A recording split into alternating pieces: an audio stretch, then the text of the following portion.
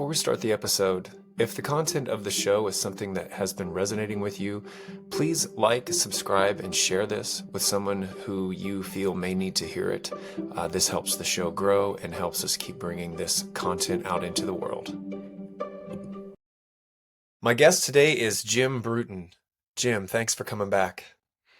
Thank you, Jake. I'm happy to be here. Yeah, and I say coming back because we've talked before. The guests haven't seen you on my show, of course, but yeah, I really, after having that initial conversation with you, um, I I was affected. I won't get into what I mean by that right now. I do want to bring that up later in the interview, but that affected me for about a week just talking to you. But for the audience, Jim is the author of The In Between, A Trip of a Lifetime, and The Practice in Between, The Art of Letting Go. And these books are based on a near-death experience that Jim had, which is how I found him and first found that I was interested in him. But when I believe I read your story. It was either on Ions or Ender. Maybe it was an interview. I don't know, but it was a while ago. I had no idea what kind of life you'd lived beforehand, which you're quite a Renaissance man. And if you don't mind, I know you've told it a lot. Would you, before we get to the near-death experience, tell us about what your life was like before? Because I do think that it is relevant to the rest of the story for sure. Thanks, Jake. I'm happy to. Uh, if you look at it on the surface, yeah, I've had a pretty adventurous life. I've done so many things that a lot of people just dream about. However, if you kind of go back to the beginning and look at it, you say this is someone who really got to live all of his childhood dreams, right? Hmm. And some of those childhood dreams were um, like growing up in the 60s, right after Kennedy, President Kennedy said, "We're going to the moon by the end of the decade." Well, you can imagine how many young people who love science fiction or who just had an imagination just started to imagine, "Oh, we're going to live on the moon." Something like that. Like we're really going to live in this cool science fiction world we watch on TV. And so, of course, that means I'm looking at all the popular mechanics every month to see, what kind of cool inventions they're coming up with, or what I can build, or when the flying saucer is going to be in my garage, or when we're going to use a rocket pack to fly to school or work or something like that, right? But I knew I wanted to live in that future, and I knew I wanted to maybe invent something that would help bring that future into the present. I'll come back to that in a second. What I'll do is I'll list out my dreams and I'll tell you how I got to them. Okay. The other was I love to watch wildlife shows on television. And there was this one that came on Sunday night about a half hour before Walt Disney World, the World of Disney or something like that. And it was these two hosts who traveled all over the world. And I guess they usually engaged with what we call, animal conservation programs all over the world. I mean, it could be in Southeast Asia, Africa, you name it. And of course, they always had some adventure, like, the animal would break loose and chase after one of them or something like that. But I remember thinking, gosh, how do I do that for a living? And a mentor of mine said one time that was as good as a prayer. And then my father learned to fly around the same time, like 61, 62, when I was in first grade. He learned to fly. And so I tagged along and sat in the back seat as a passenger. Probably had 10,000 hours by the time I was in high school as a passenger. But I did fall in love with aviation. But it wasn't the usual modern day aviation. I really loved really, really, really old airplanes, like just after the Wright brothers, or the first to cross the English Channel or something like that, and into I'd say World War I. I'd say my interest kind of waned around that time, uh, and and then I also wanted to know God. Ever since I was little, I was always asking questions about God, and each one of these interests as a child um, bore fruit. For instance, we'll talk about the wildlife filming. Eventually, I found myself in Africa, off and on for 14 years in Southwest Africa. And uh, long story short, I have an Emmy for work with National Geographic, which at that time was truly the gold standard. If you were doing work for Nat Geo, you were really cranking it. Yeah. And then I got an Emmy as well. So that was kind of cool. And then while I was living in Africa, I got this idea for shrinking a TV truck into a backpack so I could go. As a storyteller with a movie camera, you're always thinking of a new way to tell a story. Oh, let's try this new cool medical lens that's as thin as a hair that I can shove up a plant stem, and when the bee lands on top, it looks like it's as big as a four-story building. Oh, that's the money shot, right? So, yeah, you're always thinking of a new way to tell a story visually. So, um, Disney came out to scout a location. We were 300 miles from anybody in the world's tallest sand dunes and the world's oldest desert on the southwest coast of Africa. And when I saw them pull out the telephone, I was like, "What is that?" And they said, "That's a satellite phone, and we're talking to our studios." And I said, "Has anybody ever sent video over that?" And they said, "We don't know." I said, "I'm going to figure out how to do it." So, like I said, and I was the first person in the world to figure out how to do it. I went and talked to Bell Labs, and I showed them what I was doing, and they said, "Oh, it won't work." I said, "Well, I have a prototype in the car. You wanted to see it?" And it worked, and they go, "What do you want?" And I said, "I don't really need anything from you, but it might be fun when I'm traveling all over the world testing it if I come in through your control room and you look at the signal and we analyze how good I'm doing from a signal point of view, right?" So, so that's exactly what we did. And as a result, I traveled all 7 continents. The Titanic, I field produced that for the Discovery Channel, went up to the North Pole, Mount Everest a few times, and then a whole lot of war zones. So you might say that became the vehicle for all my travels, with the idea that now we could transmit video from places that it was just impossible before. Now, originally, sure, it wasn't what you call broadcast quality video, but the fact that it looked the way it did, like we could call it internet quality video for Uh-huh. like the late 90s, it told people this is important. This is breaking news. And some of the traditional minded uh, broadcast houses thought, well, if it's not in the direction of HD and 4K and 8K, people will change the channel the minute it looks like crap. Well, no.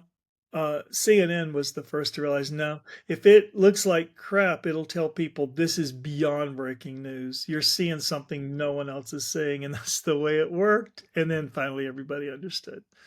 Um, and then I modified it for use in telemedicine, where I became a lecturer at Yale University School of Medicine, integrating biometrics destined for the space station into my satellite system. And we went back to Mount Everest 2 years in a row to test it before it went up to the space station. And then the old airplanes, which is positioned in the story just right.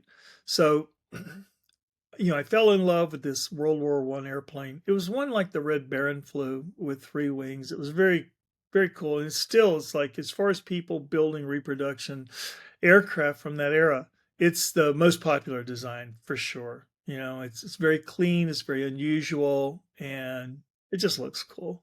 So that was the one I was interested in. So I had been in war for a long time and off and on for 24 years.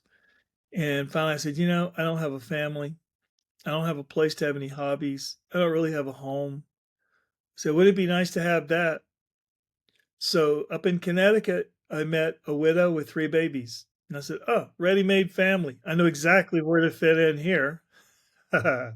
So that's what we did, and it was great. And pretty soon, I mean, really soon after, my wife said, "Well, now that you're not traveling all over the place, and I know you're used to a pretty high testosterone life, why don't you build that old airplane you're always talking about?" I said, "You're right." So I did, and it took a little while, of time because I wanted to be historically accurate to building the airplane, but I did build it and flew it, and it was really, really cool. It was a lot of fun. And then I sold it to an Air Force pilot, and I built another airplane that was more whimsical. I thought, well, I built my macho airplane, right? Now I'm going to build this little Donald Duck airplane from the 1930s, and it's going to be great.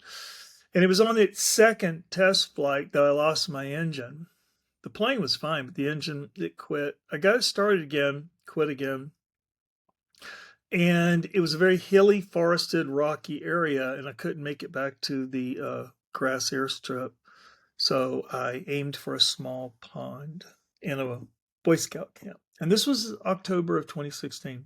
So about 9 years ago.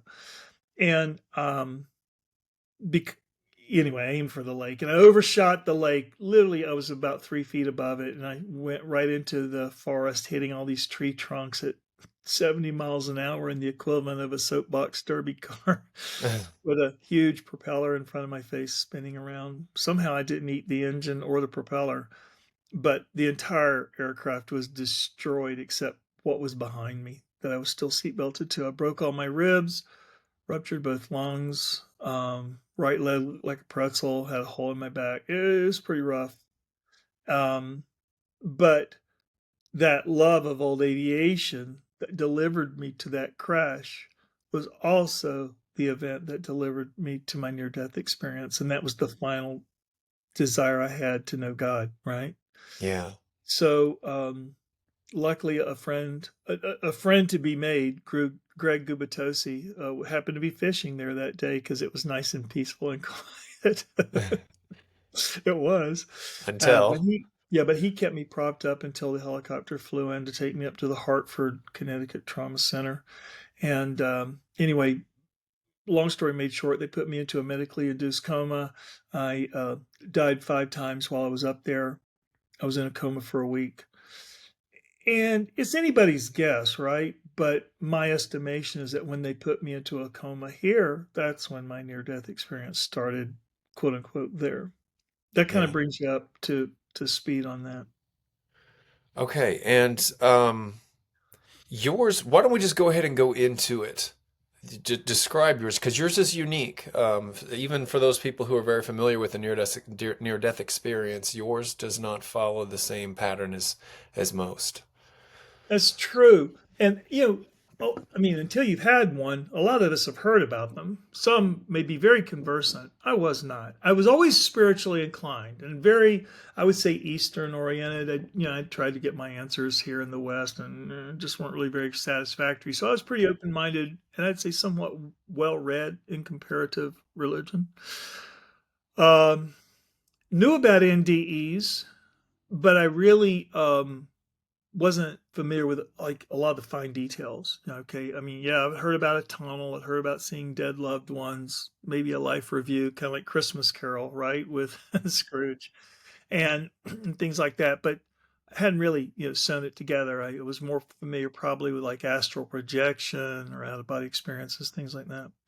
But after I had it, and then as I was figuring out, yeah, I really had a near death experience, and I'm reading about other people's, and I'm seeing, you know, what was common among those, but it wasn't very common with mine. The first thing I noticed was, I'm just going to say it, how passive a lot of those experiences were. Think about it. Whether it's on an operating table or in a car crash or an airplane crash or whatever, I'm going through a tunnel. Now I'm seeing dead loved ones who are kind of like talking me off the ledge, right? Say, hey, it's great to see you. And you're still alive. You just don't have a body. It's all okay. And then you have this past life review, which is, kind of like watching an interactive 5D television view of your life. And then you might get a big message from some angelic beings, and maybe even given a choice. But in any case, it's all kind of passive, and then eventually if it's, if you come back, it's a near death experience. If you don't come back, it's a death experience. But overall, it's just you're kind of witnessing it. Mine was not that way. It was very much interactive. That's why I've started to call mine a sort of a threshold recalibration experience more than a near death experience because mine was interactive and it was just very different. I did not have a tunnel. I just sort of teleported, boom, I'm there on the terrace of a tall building in a post apocalyptic city. I mean, this was like, imagine New York 1,000 years after the bomb goes off, the nuclear bomb or the asteroid hits or something. I mean, absolutely destroyed. No life anywhere. And above me were these incredibly dark gray clouds, like the mother of all storms was getting ready to unload.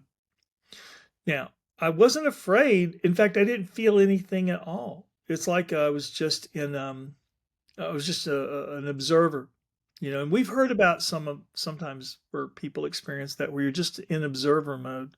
You're not really emoting or reacting much to anything. You're just taking it all in. And that's where I was. And I looked over and off to my left was like a 4 or 5 story um, sculpture of an egg.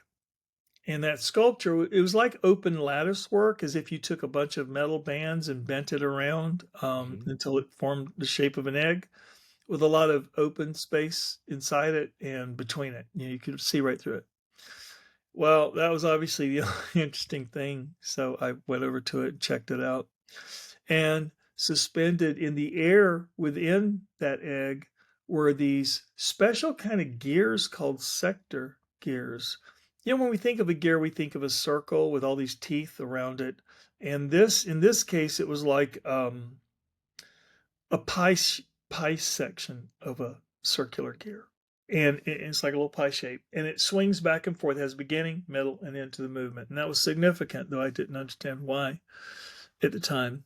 And as I looked at these gears, as I really looked at them, every time I focused on one, a video feed of what it represented played in my head.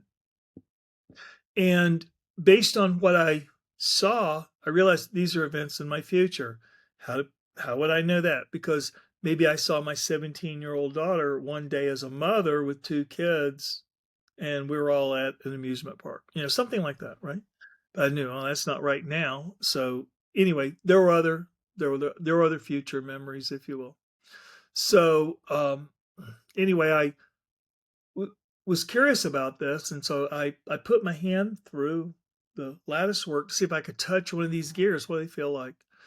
And one brushed by my hand, and when it did, I felt this incredible pain inside, like my gut. And I reflexively grabbed that gear, pulled it out through the lattice, and threw it away.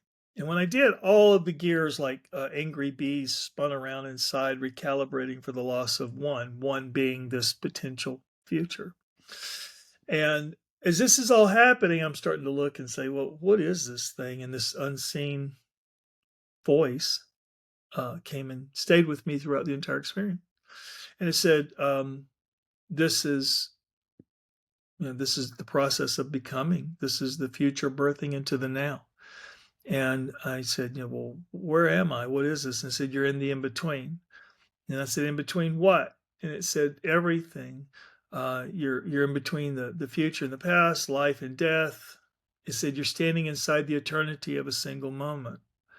And I went, okay. I said, that doesn't make any sense whatsoever.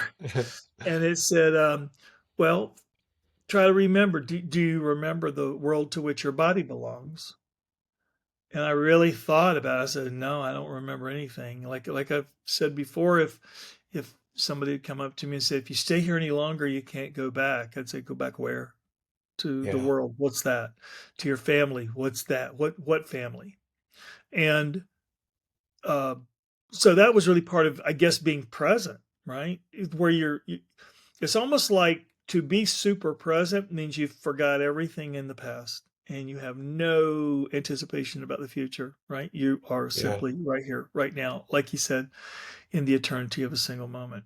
So I said, okay, fine. I'll just keep kind of going with this, right? So I said, so what am I looking at here? What's going on?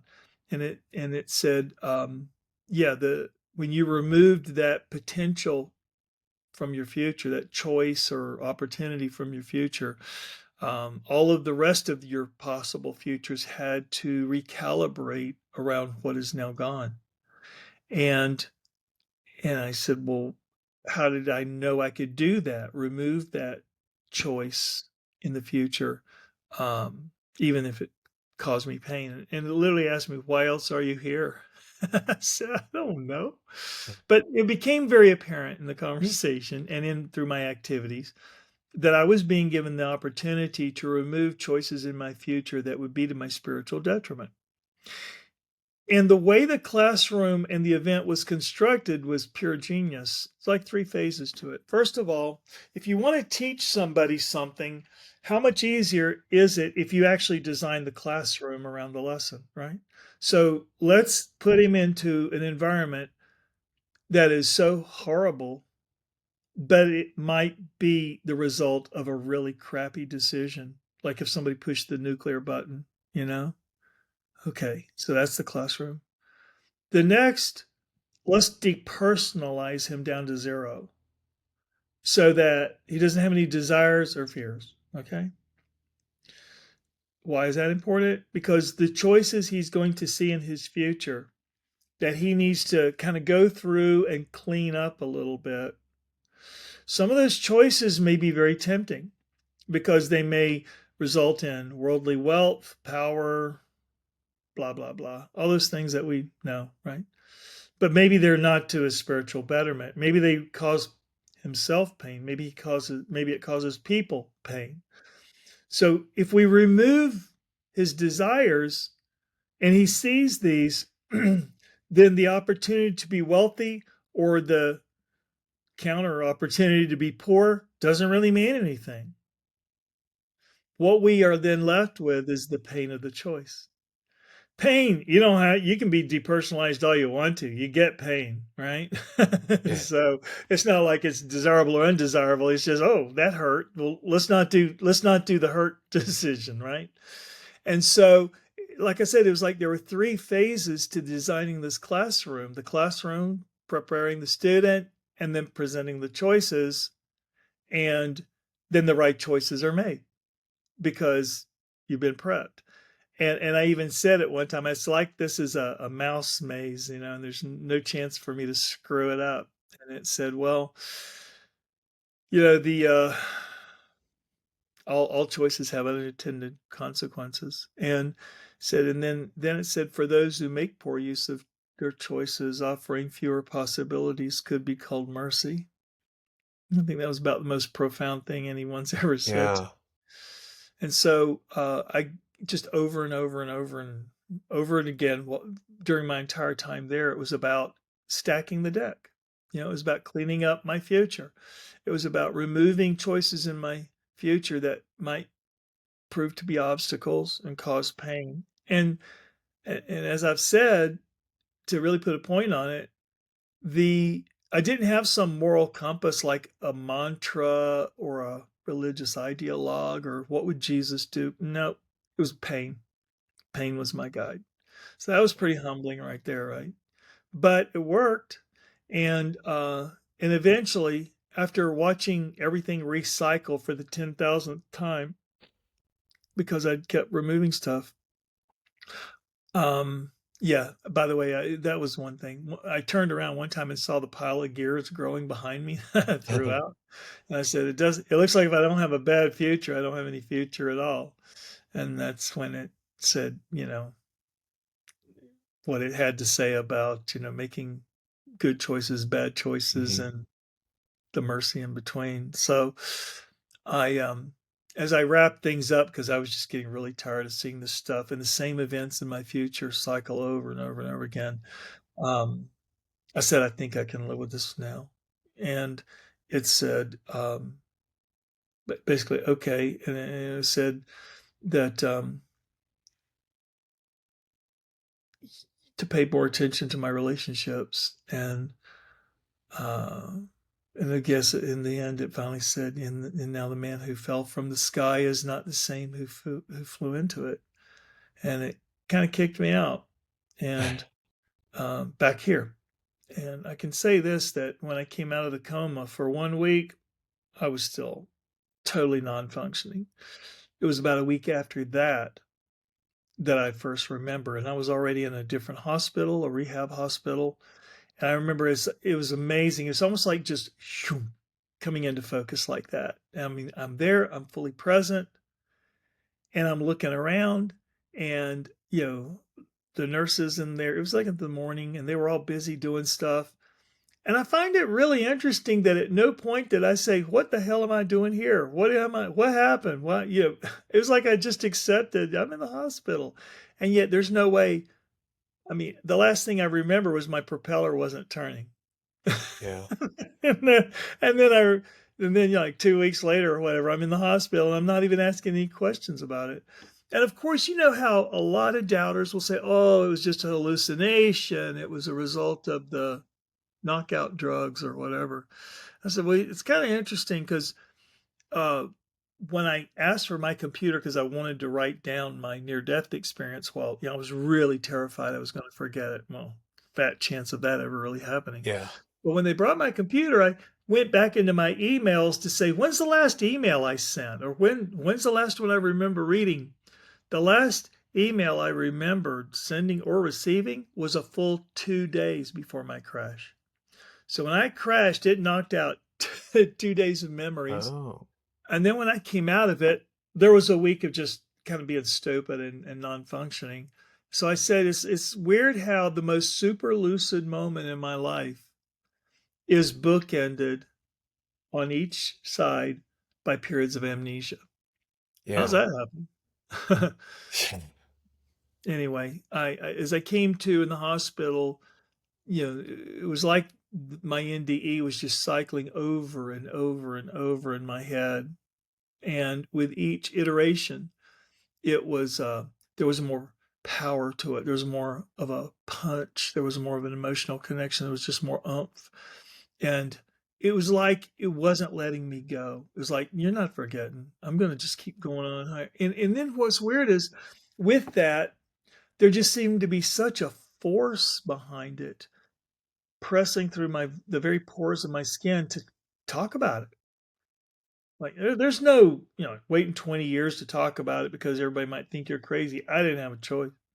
Yeah. So the first person I talked to about it was this really great nurse in the morning on the first shift. She was totally the A team, and I noticed it seemed like sometimes she was just kind of hanging out in the room because she enjoyed talking, and I enjoyed her company too. She was just really super cool. And so I said, "Hey, can I just tell you this thing that's going on in my head?" She said, "Sure." And I think she really enjoyed the opportunity to be able to stick around and, you know, have more of a conversation. So I told it to her. And while I'm talking to her, she started crying.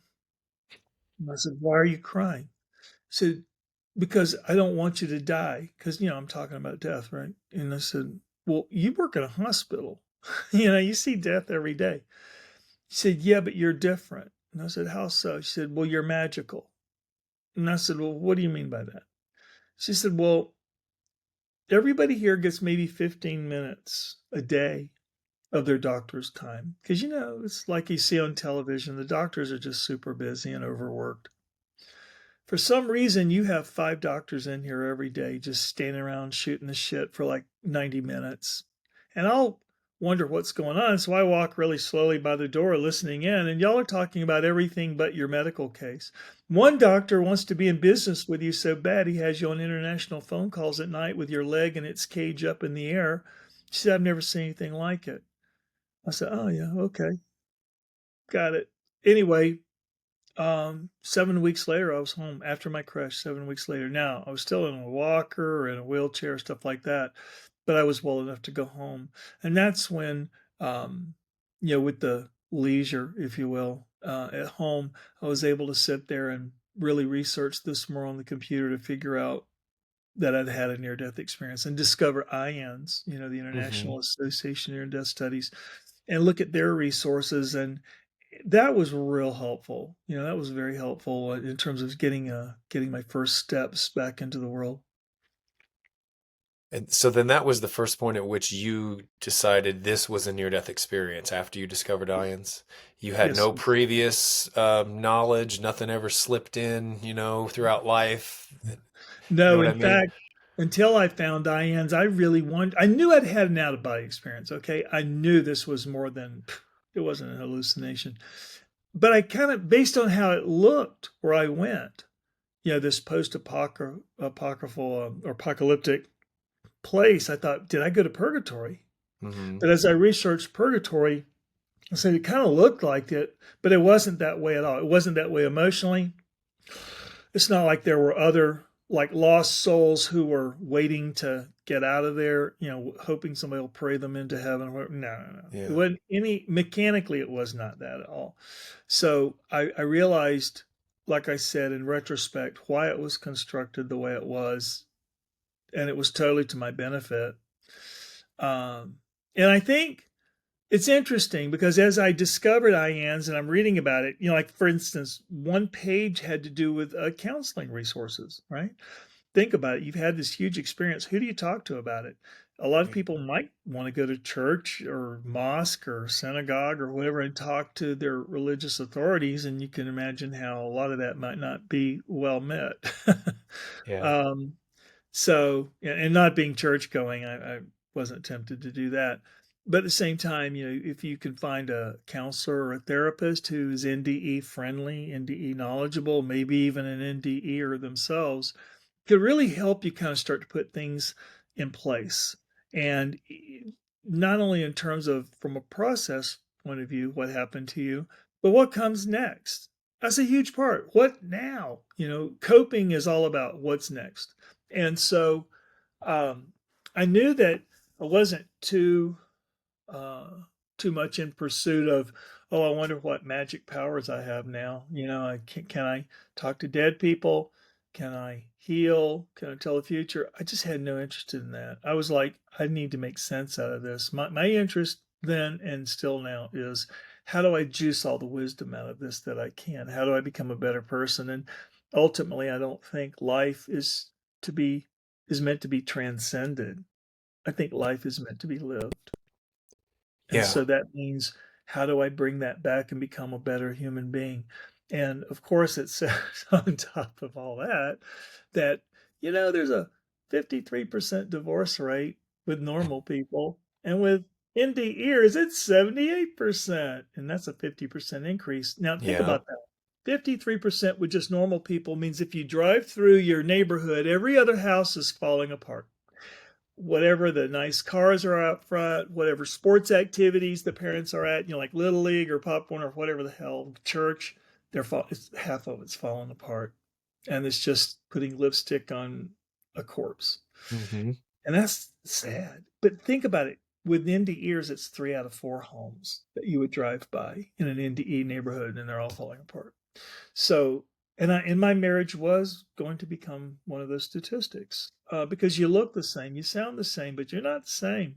You don't share the same hopes, dreams, desires for the future. You don't share the same prejudices or sense of common enemies, whatever, Yeah. people talk around the kitchen table. And the world just not doesn't have the same glue anymore. And so, um, part of it is that while you're going through this new discovery in terms of a sense of self, just like a teenager does as they come into their beauty or come into their strength, and they're all about discovering, what's this all about? What are the limits? What can I do with that? It's kind of like that with your spiritual self. Like, what's going on here? And I'm seeing things differently. I'm attracted to different things now, maybe more of the sublime than the intense, whatever. And yeah, not every spouse who hasn't had that experience is ready to walk that journey with you. And it's been said that the death of a spouse may be the most traumatic thing that can happen to the other spouse, but the near death of a spouse is the most traumatic thing that will happen to the marriage. Hmm. And this much is certain. So all you can do is just keep putting one foot in front of the other, live one day at a time, take one breath at a time, and watch your marriage disintegrate out from under you. And you can do whatever it is you want to do to try to hold it together. We went to 18 months of marriage therapy, but just wasn't going to do it. I mean, some people go to marriage therapists to fix their marriage, and some go to have a mirror held up to say, this is what you got. It's never going to get better. You might as well just, fold your hand and quit. And one day, um, it just, my NDE, if you will, just rose up inside of me. I said, listen, our marriage vow said, till death do us part. What happens when one of us dies? no matter that we return. Our covenant is broken. And the only reason we stay together now is because we choose to. And like I said, that truth wasn't too popular. Anyway, so eventually we did divorce. We do remain friends, though. We do. I mean, she's come out here to visit me, and I care about her. I hope she can find what she's looking for. Um, but it's just an amazing thing. Anyway, there are many changes. Anyway, I wound up becoming more focused on this integration phase, you could say, and working with Dr. Bethany Silver in Connecticut on this. And we're focused on the integration phase. It's almost like a modified 12-step program, to be honest. But we're also now working on a new book that has to do with resonance, in terms of how that's the one way we really connect. We have emotions. I mean, a lot of times people will say, um, when people say you're a logical person in our culture, that's kind of a compliment. And we think that's important to be a logical person. And now, with more attention on emotions, while it used to be called an emotional person wasn't a compliment, we do see credit given to being emotionally aware, emotionally intelligent, emotionally mature, because it is important. Because emotions tell you what's important, which I think is important. But the underlayment of both of those is resonance, vibration. Like if you walk into a room and you meet somebody, you'll meet some people and go, "Gosh, it seems like I've just known you forever. Let's go get a pizza. Let's go be friends." That's resonance. And there are some people you'll meet and right away think, "How fast can I get away from this person? They look nice, they dress nice, they speak well. I cannot stand being in this person's aura. I got to get out of here." That's also resonance.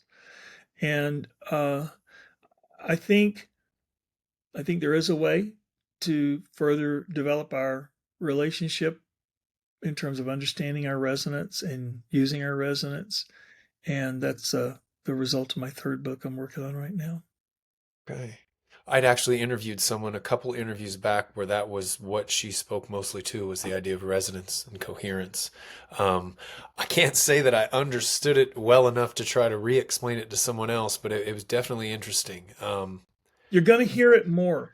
It's Yeah. it's surely as Bethany and I started talking about integration, it's like a zeitgeist, like Leibniz and Newton both came up with calculus at basically the same time, even though Hmm. they were in different countries. It's that kind of thing. We are Yeah. connected. So and there is a hunger to understand. There's a hunger to live more. So when any size of the population starts talking about what's going to become the next level, and for us, I think that's been it was first about talking of integration. All of a sudden, it seems like everybody's talking about integration. All of a Mhm. sudden, a lot of people are doing workshops, they're writing books and all that, and nobody should be worried about, oh, somebody's copycatting me. No, it's zeitgeist. It's a call. It's like a call to arms, and everybody's answering. So it's a good thing. It's a good thing. It shows you're on the right track. And now I think resonance is going to be the next one, and that's going to be really interesting. Yeah.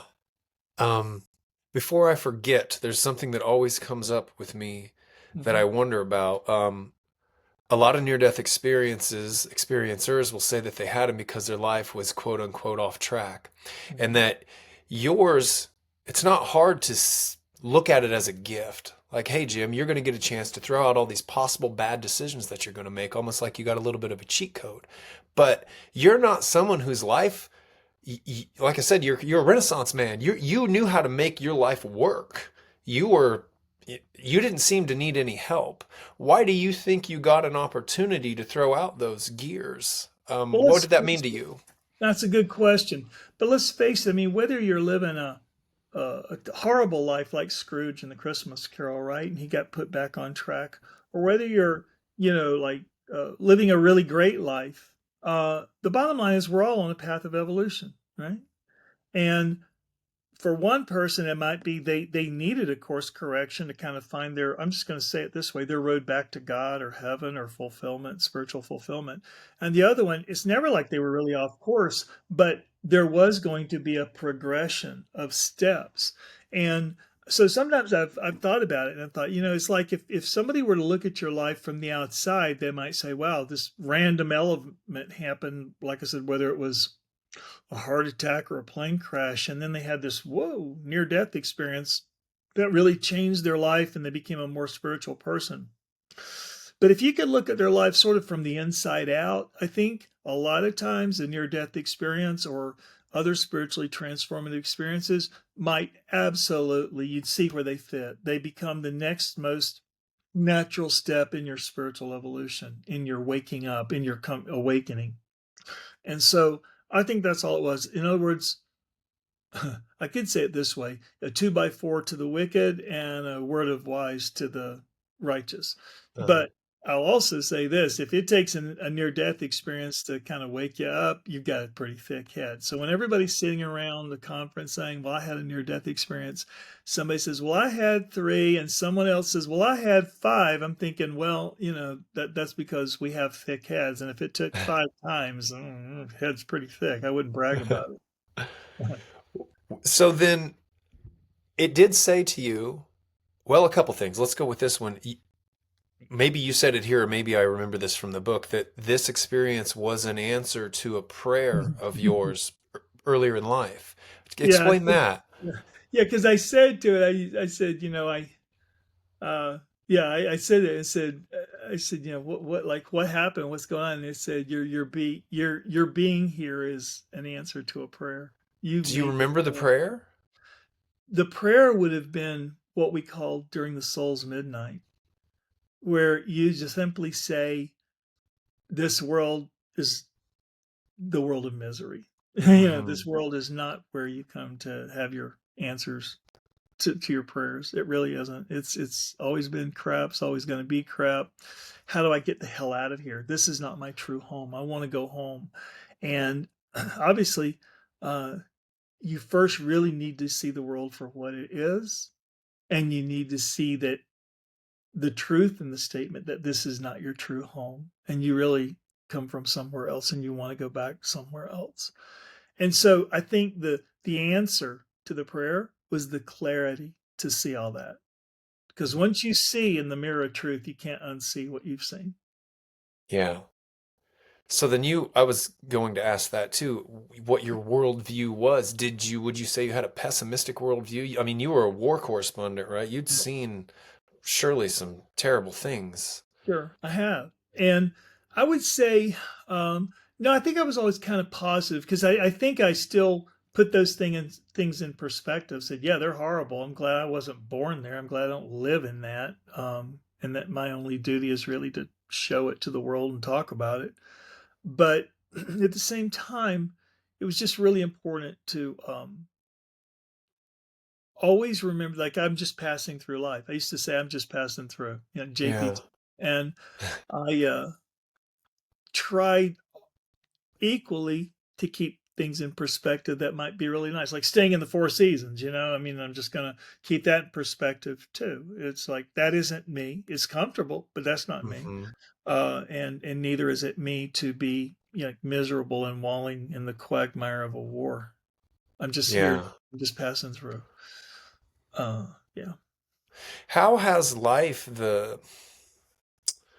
I guess the flavor of life changed now that you were able to throw out all those gears? Is there definitely a different tone to your life? You see it like maybe it's flowing from event to event more seamlessly, more easily, anything like that? Yeah, synchronicities really do become almost more the rule than the exception. Things just seem to magically fall into place. But I think that has a lot to do with letting go of your desires and living by intention. And I mean, desires color the world and they just create a lot of problems. So, really, the goal should be to become desireless. And when I say work from intention, I mean that there really is a big difference between desire and intention. And I think it's really important to, let's put it this way, let's go out and shoot a bow and arrow, right? Yeah, if we just kind of like a Zen meditation, like the Japanese style, Kyoto. Let's go out and just shoot our bows and arrows. If we Obviously, if we pull that arrow back to shoot at a target, we have an intention to hit the target, right? Yeah. But if some guy comes up and says, "Oh, you two guys are really good. Let's have a little competition. I'll offer this ring of gold to whoever can hit the target bullseye next," right? Well, now, we start to think about that. And maybe our hand starts to shake a little bit, right? Because we want to win. That's desire. And then if they offer a chest of gold or something like that, our hands shake so bad we can't hit the target at all. And why is that?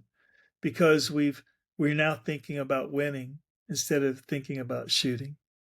And that's the difference between desire and intention. If we come from a place of intention, we don't get swept up in the desire or in all the things the world heaps upon the winners, if you will. And we just stay calm and we coast through things. In other words, we start to pursue the more sublime instead of the more intense. If you have desires, you want the intensity. I want the fast cars, I want the nice clothes, I want the money, I want the power, blah, blah, blah, blah, blah. But if you let go of that and you just say, my intention would be to be successful because that is, if I'm successful and I have more choices, then that means I can help people. I don't really care about the money and the fame. I'm happy to stay invisible. I'm happy instead of to have abundance, I'm happy to have sufficiency. But it'd be nice to help people, to see people get excited about life and realizing their dreams. How great a life would that be? Do you see the difference? Yeah. And you tell me which is more Western. Western is I need to get all I can and put it in my corner and then defend it. And I need to stand up in the boardroom, rip off my shirt, beat my chest, deflower all the virgins I can see from here to the horizon. And yeah, I mean, it's just all bullshit. It ain't worth it. And guess what? 3,000, 4,000, 5,000 years ago, we were doing that. Yeah. And times change, people don't. And we're still doing that. And the world is still pretty much in the same state it was. Hey, what's going on here? Yeah. It's time for a change. Do you believe that change is coming for positive, or if this is just the nature of this place? It is the nature of this place, but part of that nature is we go in cycles. Mm-hmm. I mean, I pretty much there, I think, subscribe to the Eastern orientation where they have yugas, ages. Mm-hmm. You have like the Gold Age, the Silver Age, the Bronze Age, and the Iron Age. And in each age, we live different lifespans. Like in the Golden Age, we live 100,000 years, and the next one, 10,000, next one, 1,000, and now 100. And whether you take Vedic mythology or Norse mythology or the Lord of the Rings, think about it. The elves who were the earliest men, they thought they were immortal, probably because they were still within their 100,000 years and they didn't know Wow. they would die of old age yet, because no one had hit 100,000 yet. But, again, you can just see how they were very spiritualized people because they had seen so much here and they really believed in living in harmony with everything, and they had the Western lands to retreat to when they were tired of living in these plains any longer.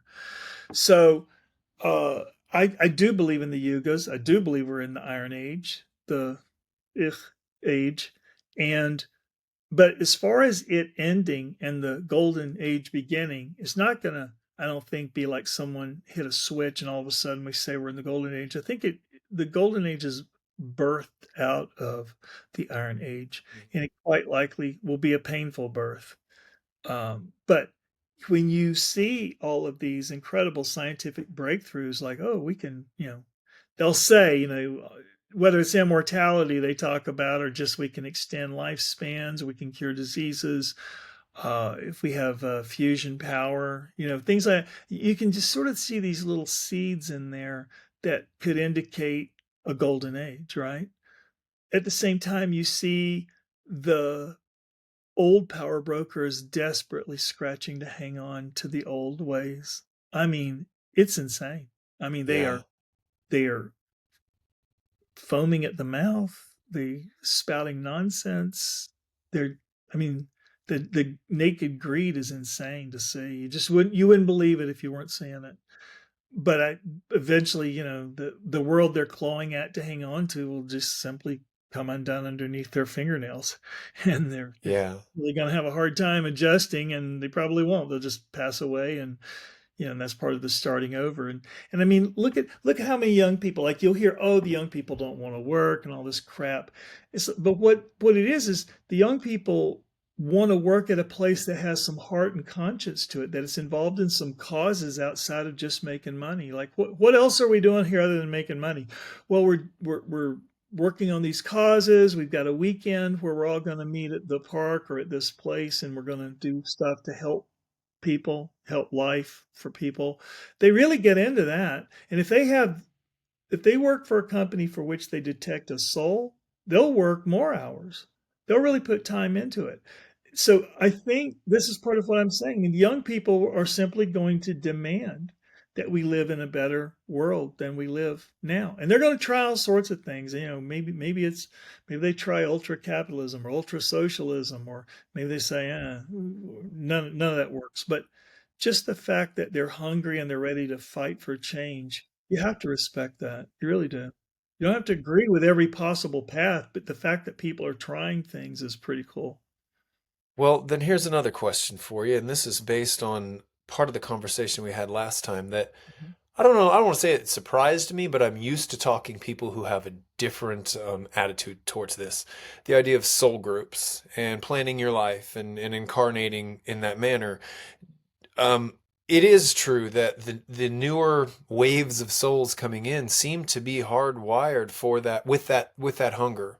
Do you think that it is characteristics of them as souls, or just the fact that they're born into a world where as soon as they're old enough to see it, they're like, this is insane, and we're not going to do this. Yeah, in a way, you wonder, is it the age of the world calling the souls that it needs to Yeah. birth itself, right? Um, the whole thing with soul groups, a lot of people do talk about soul groups, like we travel around. I'm like, I have some problems with some of the logic about it, like, because you'll hear them say, "Oh, well, we travel in these soul groups, and like I guess we all die. We hang out up and we all grab a pizza and a beer up on the astral plane, and we talk about what we're going to do in the next life. And whereas you were my wife in the past life, you're going to be my mean, cruel boss at work in the future life." Things like this. I mean, they'll say we got to just rearrange it in every possible way to what learn. Okay. Well, first of all, how many millions of years do you think we've been here? Like, if you're in a soul group, haven't I already been your husband, wife, father, daughter, boss, slave? I mean, haven't I already probably been this stuff? How many of these and what am I really learning? What about my oneness with God is that teaching me?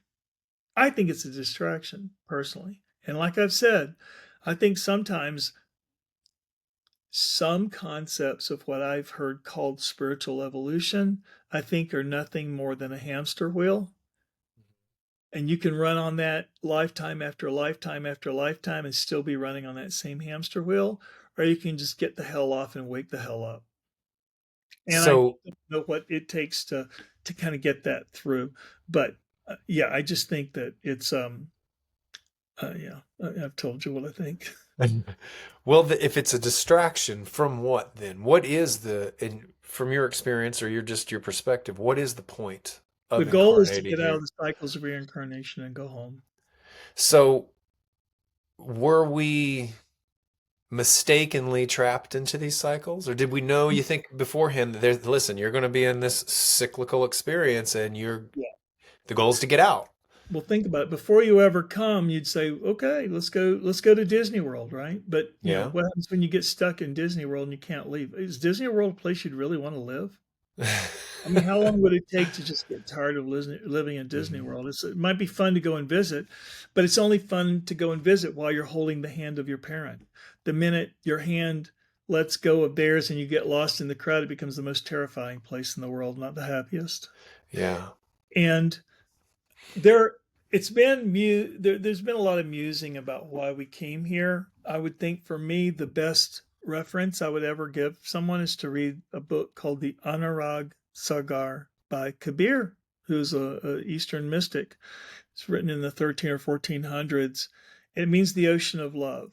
And it is all about the creation from the highest, from the highest heaven all the way down through the different planes until you get to Earth, the Earth plane. It's about how those were created and what was involved. It's really an amazing, deeply insightful book. Anurag, Anurag, Sagar, and I recommend it to anybody. Yeah. Is that a pretty dense read, or is it something that's pretty accessible? You can find it online. I was just looking at it the other day. I don't know if you can get it in audio, but you can get it in downloadable Mm, PDFs. And okay. if you throw it into your app like Speechify, you have automatic, like a Audible book, so you can drive around and listen to it if you want. Yeah. I But just mean it's easy to process what he's saying because like when I read A Course in Miracles, it's a very dense read and hard to unravel. yeah, I think some of that would just depend upon how familiar you are with Eastern concepts to Hmm. start with. But you know what? If you're not, listen to it twice. You know, Yeah.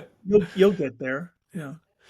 Okay. Well, earlier I mentioned how affected I was by the conversation we had before we did an interview, and I I wasn't thinking about this until my second way through your book, how you talked about an experience you had when you met PMH Atwater, the near death experience researcher and interviewer, and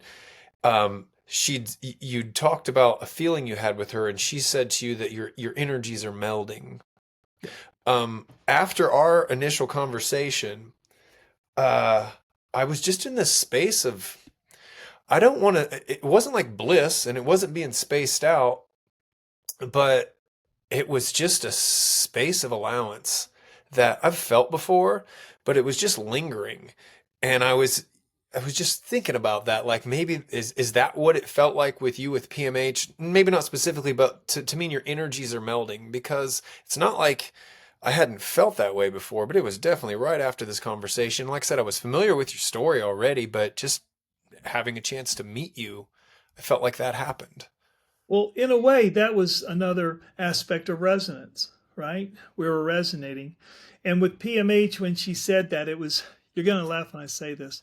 So we had a call from like 2 o'clock p.m. to 5 o'clock p.m. in February. And I was in Connecticut. So that means it's dark at 4:30. But it was when we were talking and we started resonating, and she said, we need to be careful because our energies are starting to melt. That was, I can tell you right now, that was exactly at 4:40 p.m. Uh-huh. And the reason I know that is that when we hung up at 5, now I was, my typical thing, I do this every day and I still do it now. I go for a drive, and I go out in the country, drive for about an hour, and that's just my meditation time. It's just my quiet time. And so, because it was Connecticut and it was February, I had my car already idling and warming up, right? And so we hang up at 5. I get up, I walk out onto the front porch. I look up at my porch lights and they just blew out. And I said, "What?" And I said, "That seems par for the course." You get in the car, and I had a nice SUV, and it has 2 clocks, right? One on the dash and one like in the radio. And the one on the radio was like normal time, right? The one on the dash was frozen at 4:40. Okay. And it did in the entire drive, it didn't move. And I mean, this is a nice car, okay? It's like a Range Rover, and it doesn't have. And this is the only time it happened. One other time in the future, but it did not happen more than twice in the entire time I owned the car. And I just thought, yeah, that was really cool. I mean, that pulse, if you will, that pulse of that energy, blew. Set up the light bulbs to blow out, and it froze my clock, one of my clocks in my car, because time, whereas the other clock just kept fine. And that was pretty cool. And then one other time after that, maybe 3 months later, I was driving from Connecticut down to Charlotte to visit my mom. Well, the road I was taking passed directly through Charlottesville, Virginia, where PMH lives. So I talked to PMH, "Hey, can I stop by and visit?" She said, "Yeah." And when I got there, she was like baking scones or cookies or something. Yeah, it was just really great. But when I was about 15 minutes away from her house, I'm using a GPS program on my phone. It says I'm 15 minutes away from the house. And then all of a sudden, one of my NDE friends contacted me on like Facebook Messenger on that phone. And she goes, I don't know why I'm thinking about you. I said, because I'm 15 minutes away from PMH's house. That's why you're thinking of me. She goes, oh, that's great. Tell Phyllis I said hello, you know.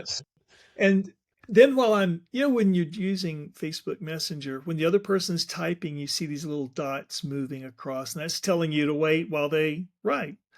So uh, I'm waiting for her to write. I'm driving, and both hands are on the wheel. And all of a sudden, my text field on my phone filled in by itself. And it said, thank you for being a kind and loving person. And this would Oh, have been what you would have been typing? I did not type. No, I know you didn't type it, but it was Yeah, as it was in though it my was text your field. field. Yes, it Yeah. was in my text field that I would have needed to type or speak into. And I didn't have the mic on or anything. I'm waiting for her message to come through. And while I'm Uh-huh. waiting, it came through. And I almost went off the road. And I told PMH about it. She just laughed, said, oh, this is just the beginning. And I've had some other interesting, very interesting, I mean, certainly electronic anomalies, but even electronic communication anomalies along those lines. And it's fascinating. Like I said, when you realize that's the road you're on, you just never know what's going to happen next. Yeah. You're in the book, I think you said your wife described that as having the edges of your reality become frayed. Are those the types of events where what you meant? Yeah. You just get really cute. You just get really used to wearing cutoffs. Great edges everywhere. Yeah. So when she said we got to be careful, did she mean because of something like that? This some Well, this was our first time meeting, right? I mean, hmm isn't that something you would counsel more with people as they get to know each other? And Yeah. she, I know, and also, I really wondered, did it have to do with a sense of propriety because she was married? Uh-huh.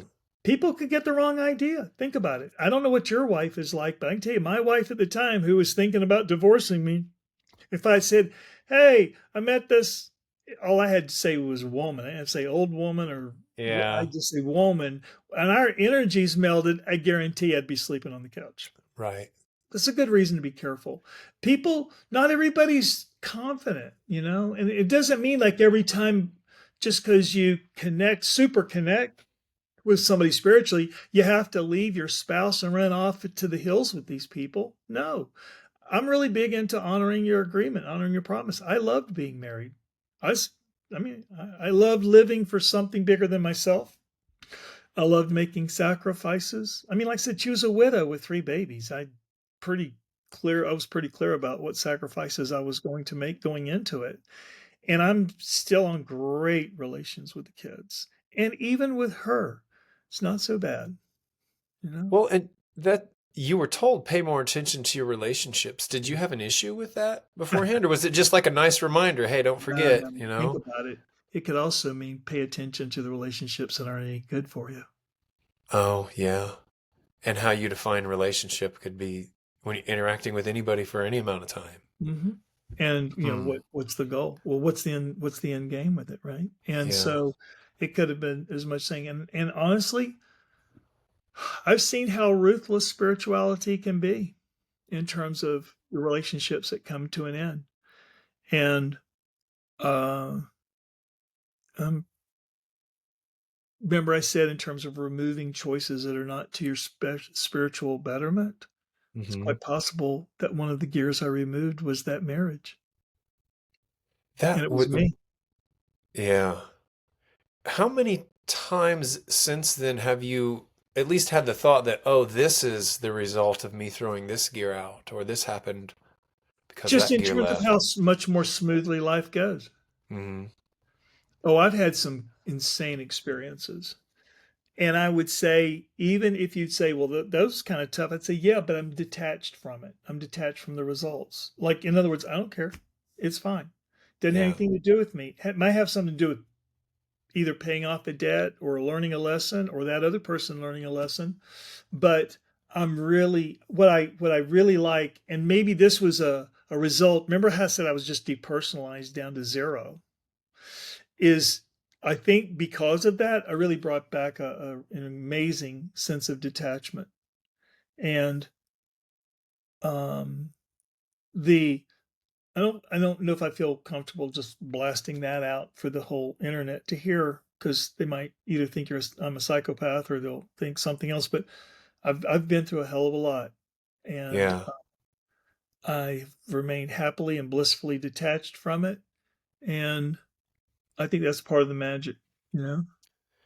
And then how do you balance that out then? Because you're still here, you're By, alive, you do by, things, you yeah, know? by staying present, by just Mhm. being present and just understanding that part of being able to remain in the present is because you're not attached to outcomes, and you are detached to just letting things work out however they meant to work out. It's kind of like this. I've said, like, in practicing meditation, the way I see it is, imagine if you're out camping, right? And let's imagine you walk into a stream and you're like up to your waist, and you're just standing. It's a gentle stream, really gentle, slowly moving, and you feel really peaceful there. And then you just see little things in the water floating down the river, and they come around you. They might bump into you, go around you, and they keep going. Those are all the things in your life. So the whole idea is, what if meditation were like that, where you just stay there, and time passes you by like a slowly moving stream, and all the things that are in your life, whether you're attached to them or not, but they're in your life. Imagine they're in that stream, and they just sort of bump into you, roll around you, and keep on going, and you do not take possession of them. You don't even emotionally react to them. You literally just stand there looking at them with no attachment, no passion, no fear, no nothing. You just watch them come and you watch them go. That's meditation. That's being Yeah. present.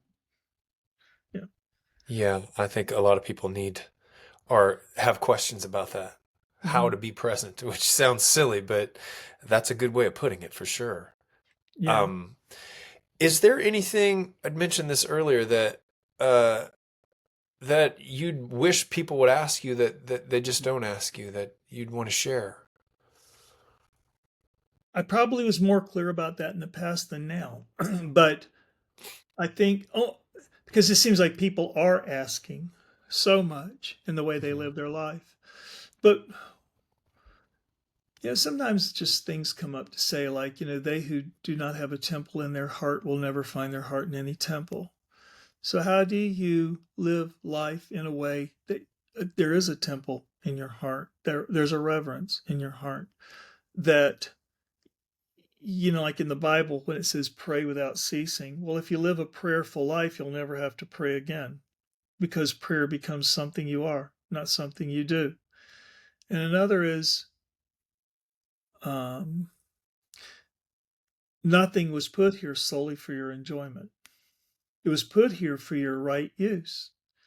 And it is in its right use that you will find joy. That sort of puts the cart and the horse back in the right order, right? Yeah. And think about it. Another thing is, like, people desires are what projection is all about. And say, if you've got a 53% divorce rate with normal people, it means people are meeting and just doing a whole lot of projecting on each other. Their dreams, their hopes, their desires, whatever. And they don't see the person behind the projection.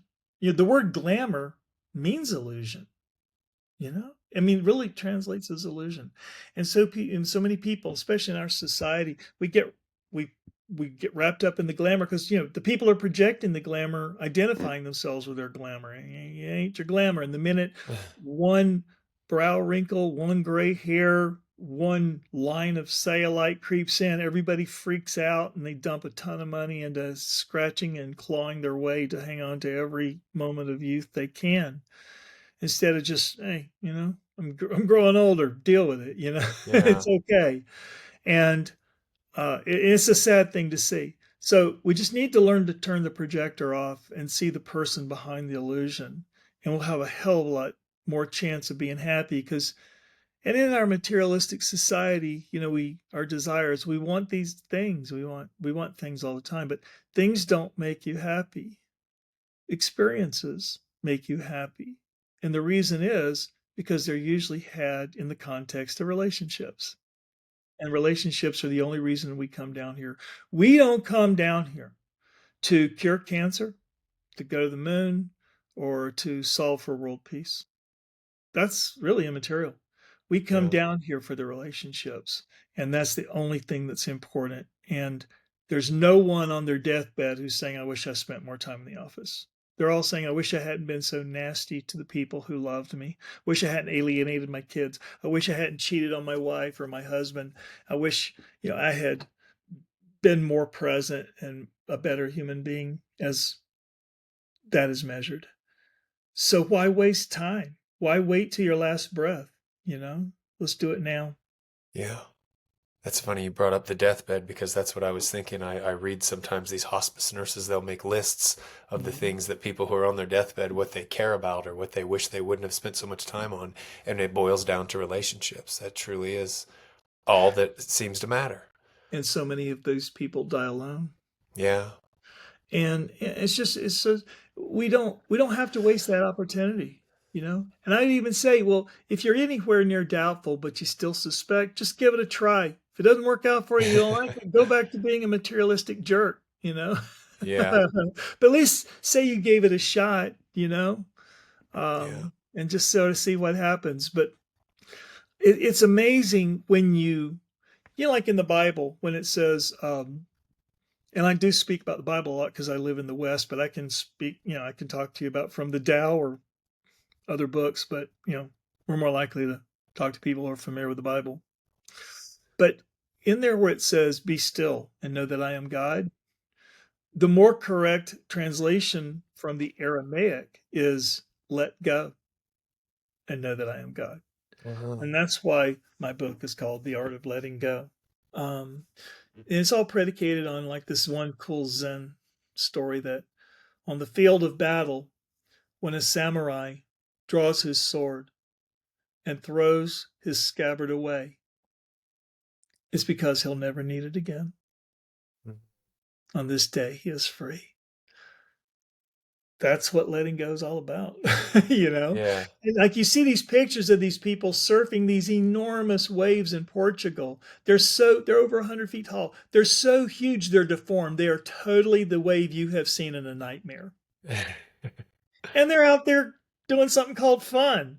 Yeah, this is what I want to do. And they're Uh, racing across it so fast that all the little air bubbles coming off their surfboard looks like a jet trail. Now, yeah. if that's not practicing being present, I don't know what is. I mean, that is really saying I have to have mastered being present or I will die. There's no way I could do this thinking about what I just did or how cool I just looked or where I'm going. I just need to be so present and so without fear, so embracing my immortality that I'm staying on this board. And if I can do that, the ocean will take me where I'm supposed to go. I just think it's like this ultimate spiritual statement. And I Yeah. don't even know if they know. And you know what? They don't have to know. They just have to do it. Hmm. That's what's cool. That's part of the letting go. It's also letting go to live a spiritual life and not even be aware you're living a spiritual life. And that's why I've said that life was not meant to be transcended. Life was meant to be lived. And sometimes your highest spiritual calling is simply to come out and play. How cool is that? That's pretty awesome. That's more letting go, isn't it? Yeah. Well, before I let you go, Yeah. is there any, I'd like for you to give to the audience, whether it's something that gives you hope or something you can tell people that gives them hope. What would that be in this day and age? Yeah. If people are listening to your podcast, it's probably because they're interested in living a spiritual life. Is that a fair assumption? Yeah. Yeah. Or what's involved in living a spiritual life? Well, the first thing you have to do to live a spiritual life is to live an authentic life. That's simple. Tell me, can you live a spiritual life if you're not living an authentic life? No. An authentic life just means, first of all, know yourself, like Socrates, know thyself, but it also means accept yourself, love yourself, warts and all. There's a reason you're made the way you're made. There's a reason you like what you like and don't like what you don't like. There's a reason you're lazy, or there's a reason you're driven, or there's a reason you're short with the, I mean, but the thing is, there's a reason you are the way you are. And you first need to stop beating up yourself because you're not like everybody else. Everybody said, be normal, be like us, don't stand out, don't be different. Well, you know what? Being different is what makes it a party.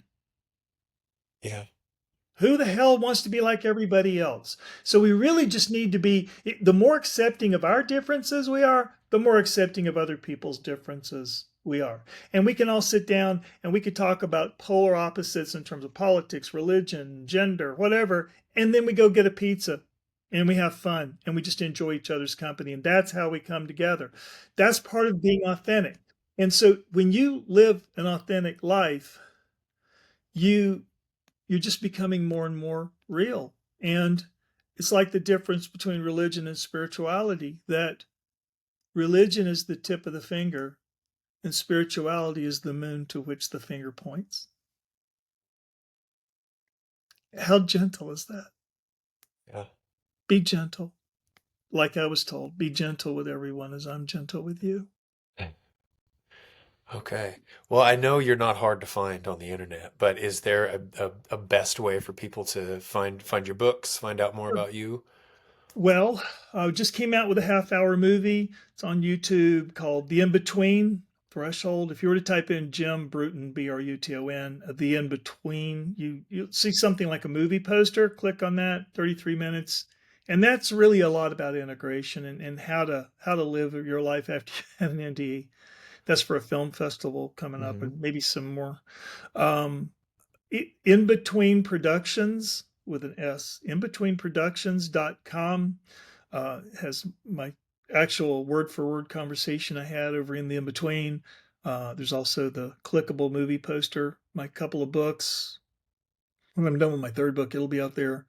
Um, and there's a way to reach out to me. You'll just go through the four tabs, you'll Yeah. see it. And then, so yeah, that's really it. The website will take you to everything. Yeah. But on YouTube, like I said, and like I said, I'm not hard to find. You can find me. Yeah. Well, thank you, Jim. Again, it was an honor to meet you. I truly honored. Thank you for being on the show. Thanks, Jake. Well, some of the stories are true.